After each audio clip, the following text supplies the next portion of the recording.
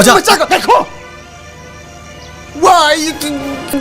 왕등한데 혼 맞자 이 깽까 보이. 까납까 보이. 기시 감도 다도이. 아이 진짜 빠이냐면 너희 강들어. 용지대 야 보대봐. 저는 뽕 강들어 미네 봐 이제. पूरा करने से सिनेमा न मिचे नोई ले ने नोई जब हम चाहो ना ताजे बता मगर आई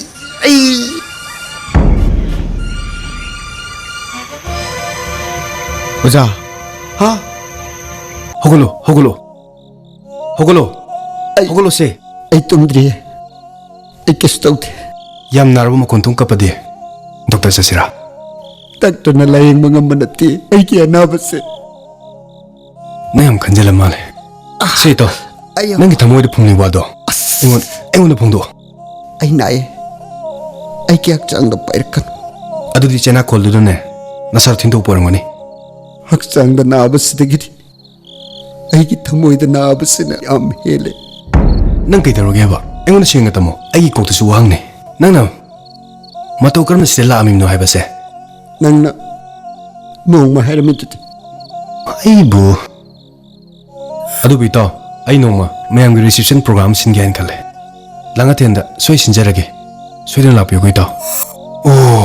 ꯑꯩ ꯅꯤꯡꯁꯤꯡꯂꯛꯑꯦ आई सेल खर पुनिंग किबन नंगोंदकी अदुबु नंगी अदु याई फरब नुमित अदुदा इसिल सिना करबता हाइगनी ꯑꯁ ꯅꯪ ꯀꯔꯤꯒꯤ ꯍꯥꯏꯗꯣꯏꯅꯣ ꯑꯩꯉꯣꯟꯗ ꯑꯩꯅ ꯆꯠꯂꯤꯗꯣ ꯑꯩꯅ ꯇꯥꯟꯖꯕ ꯁꯦꯟ ꯄꯨꯝꯅꯃꯛ ꯄꯨꯂꯞ ꯈꯣꯝꯖꯤꯜꯂꯒ ꯃꯥ ꯑꯃꯗ ꯄꯨꯂꯞ ꯄꯤꯔꯝꯃꯤꯅꯤ ꯅꯪꯅ ꯍꯥꯏꯔꯝꯃꯗꯤ ꯑꯁ ꯑꯩꯅꯅꯤꯅꯦ ताऊ खल्लोरन आई की थमोई से मुंगफमने मुंगफम ꯏꯇꯥꯎ आया आया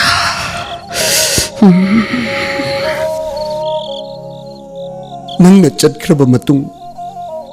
अहिगी पिकलब थमोइसिदा सीखिबन निंगमदब थौदो कया मथंग मथंग लोइब नाइदन आई इमागी कुजी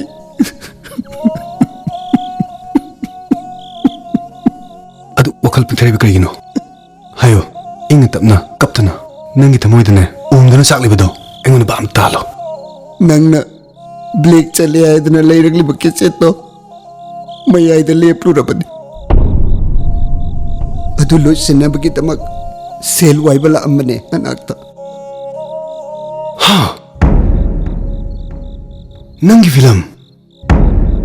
अईकी फिल्म ने अनि अनि मरी अईकी मंगलान ने मंगपाउन किद्रबा चटखरे सेना सेना हुरान बकया की मखुत ताखरे 하 मतौ करमनो हायो इताव अदुक वाना नमलकपना फिल्म मतो मपु मानदी उबिकी अई माई पागलनी खंजकी अनौब आर्टिस्ट सिंबु योखत निंगबगी वखल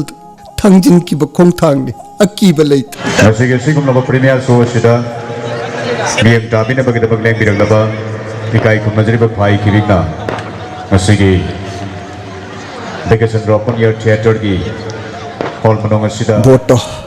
मीनु चिकना चाइना बंगम किथे चंदब मी सिंगदो सेल चंजरबसु एमएफडीसी दा मुक काप कनी हायना लाउथोकी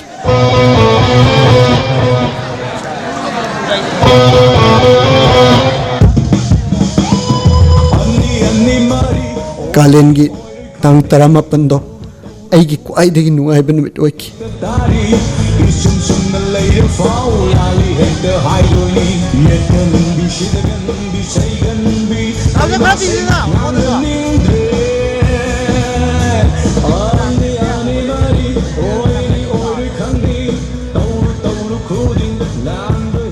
नोकी केकी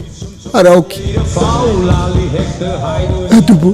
अमंब इंगदुना लोइक्रबसु अईगी अंगानबति लाखिद्रे काउंटर पानावना हाइबबु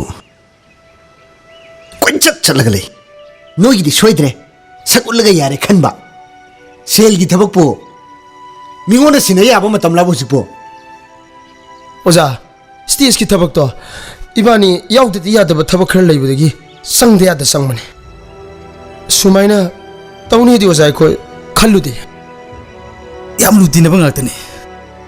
सेल खरदी मसा मसा दा हापसिंग की ओहो बुजु यावरे हाइरो बुसु यादे ओजा वीडियो मग नमहुदबनिना अखोने काउंटर थादो उबदो याम लाले ओजा हुजिक खोन तासिनरी सिबु मीना थजगद वाराबा बोट पोखारगा लुपा लिसिंग हुमद्रागा तरे का सत्रे कुंखक ताबसिबो लिसिंग तरुक चन मफम दुरबु तंखाय तसु तारमोबा टिकेट तो लुपा चाम चाम नेबा पीरिसे अइना मी खुदिंग मक्ता बोनो आमगा पीनी पीनी अइना लोइन हाइनेबा कनाय पीरगा कनाय खातोय गेबसे सेंसर की लुपा लिसिंग कुथांग हासो पीदो वाली फ्लेक्स की एडवर्टाइज की आईएसटीवी की अमत पीद्रिबा हुजिक सॉन्ग गिला मी उरिद्रा लाइट की सुवाले भी ओजा गेट पानरी कांगूदुना माई माई खंगना सानबसिंग दो फ्री फ्री लोई चंगल माने दो ओजा ओजा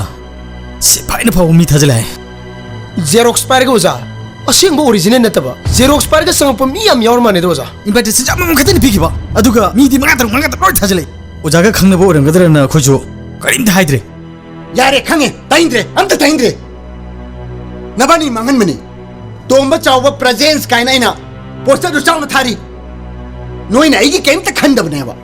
आर्टिस्ट की क्यू मेंबर की अतई तईगी लिसिंग अमा सखरसु फ्री द संगलो यारेबा मी लिसिंग मंगा हेन फ्री द संगनबा करम प्रोड्यूसर न सिरोद्रिनोबा अदु सरपुदी नाखै सेना फ्लॉप चट खिवने हेन फैयबा आई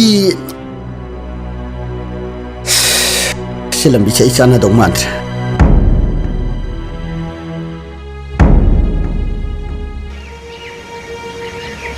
मसीना तौदोरिसिबु ओइदोरिब्रा हाइबा आई हंगोइदा मसी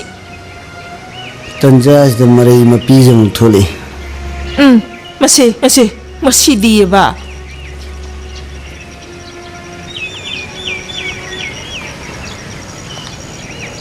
से मता कापखरे कवा कापखरे अदई कांचीपुर लिलोंग सिमा मी येंगिद्रे अनरोदमा थाजदना मी सुम येंगी नंबोल बिष्णुपुर निंथौखोंग मोइरांग कुंबी थांगददी लेरमी मिसिंदुगा 5% भाव यौदन सुम लोसिंग्रम अस अइना मंगलुरिबा मंगदुगा खल्लुरिबा वखलदुगा नोकद्रा कपकद्रा ई ओजा कक्सिंग द थौबालगा मातागा यारिबोगदा ngairene खरा तारिसे अदुदा ngair माने खरा फंगिसे चावबा अदुसु बहुत तागदबा तंखाय वाले बहुत खतंग हंजमिन अइना खल्लिसि चावबा होल मसा मसा लैरिसिंग सिदी काप्रोइद्रोजा सेंगवाई गिजु वाली काप्रोइदा तल्ले वारे ओजा मणिपुर से मणिपुर फिल्म कैसु पाम देखो फिल्म स्टार ने कैन मुक्चरी सोजा फ्लॉप चप फिल्म ने हिट चप फिल्म दे तमाम दे लुजा फिल्म में यावदगी फिल्म स्टार होइरेने फ्लॉप हाउ हाइब थोक त माना कैदरोगे मुखले दिबो इबुगा अइना नंगबु कप पॉइंट हाइब जगह दा नंगना कपिने तोरिदो मुन्ना येंगदी नोपय माले खाबा खरने येंगिरिदो अदुदा पेंथो यारे को ओजा कनदे इंग्लिश फिल्म ओइना मसरो ओजा बुगा तोंबा दंग हाइरोनो को नंग ओजा करी हासिग्या तोंबा फिल्म स्टार हाइजरो ओजा इस तोंबा ड्राई हाइरसिको इंग्लिश फिल्म यावदुइनी फ्लॉप हाउ हाइब थोक तब नंगना ओजा अदुदी को मरोन थोक तब छारदिने इंग्लिश हेतजु करीम ते काइदे हिंदी फिल्म जाओगे दिने नहान जारपन अदुगने मोइना नेलक तबैने यावदबोन हिंदी दिने या फजना हाइगा जाने ngangthok bai te bon यारे तोंबा ड्राई ओए पेले खारे कोंग कोक शहर कान सिदा नंगी कारण मो ओजा मोई बाजार मनुगी होल से बाजार की टैक्स ने तौजे खितंग हंदरदि फगदबा लुपा लाख अम ताबदा लुपा लिसिंग कुनबो यौन फंगदि होइन तौरसि ओजा आइखोइजु ओररोइ दोजा अदुनी ने जावा कोया थोंगी स्टैंडर्ड लेब साब होल दुसु फिक्स त कापा मदि फदौवा मथोंग मनम गंगे का पिरा का त्रिरा अस क्याम त से नोइनी थोन ngатani बा बोन नुबित नोइनी कदाइ चलेगे बा अइने काउंटर से नो ना आरे अइने कोची थिए नोइ कदाइ लेगे बो नोइ आई हो मचा का देखो वाई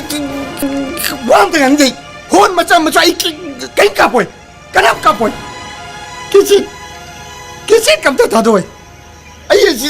ꯄꯩ ꯌꯦꯡꯕꯗ ꯅꯣꯏ ꯈꯪꯗ꯭ꯔꯣ ꯌꯨꯝꯁꯤꯗ ꯑꯩ ꯌꯥꯄꯣꯠꯇꯦꯕ ꯆꯅꯐꯝ ꯈꯪꯗ꯭ꯔꯕ ꯃꯤꯅꯦꯕ ꯑꯩꯁꯦ ꯄꯨꯔꯒꯅꯦ ꯆꯦ ꯁꯤꯟꯃꯥ ꯅꯝꯃꯤꯁꯦ ꯅꯣꯏ ꯂꯩꯔꯦꯅꯦ ꯅꯣꯏꯗ ꯑꯗꯨꯝ ꯆꯥꯎꯅ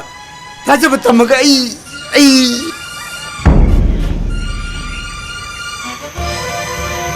ꯑꯣꯖꯥ ꯍꯥ ꯑꯩꯈꯣꯏ ꯐꯤꯂꯝꯗꯣ ꯑꯩꯈꯣꯏ ꯐꯤꯂꯝ ꯀꯩꯗꯧꯔꯦ ꯕ꯭ꯂꯦꯛ ꯆꯠꯂꯦ ꯑꯣꯖꯥ ꯑꯁꯦꯡꯕ꯭ꯔꯣ ꯐꯦꯁꯕꯨꯛꯇꯗꯤ ꯅꯍꯥꯟꯈꯣꯏ ꯏꯃꯥꯟꯅꯕꯁꯤꯡꯅ ꯍꯥꯏꯔꯛꯄꯅꯦ ꯑꯩ ꯊꯥꯖꯗꯦ ꯑꯣꯖꯥ ꯑꯗꯨꯕꯨ ꯍꯧꯖꯤꯛꯇꯤ ꯄꯥꯏꯅꯍꯧꯔꯦ ꯑꯣꯖꯥ ꯑꯁꯦꯡꯕꯔꯅꯤꯕ ꯃꯥꯅꯦ ꯑꯣꯖꯥ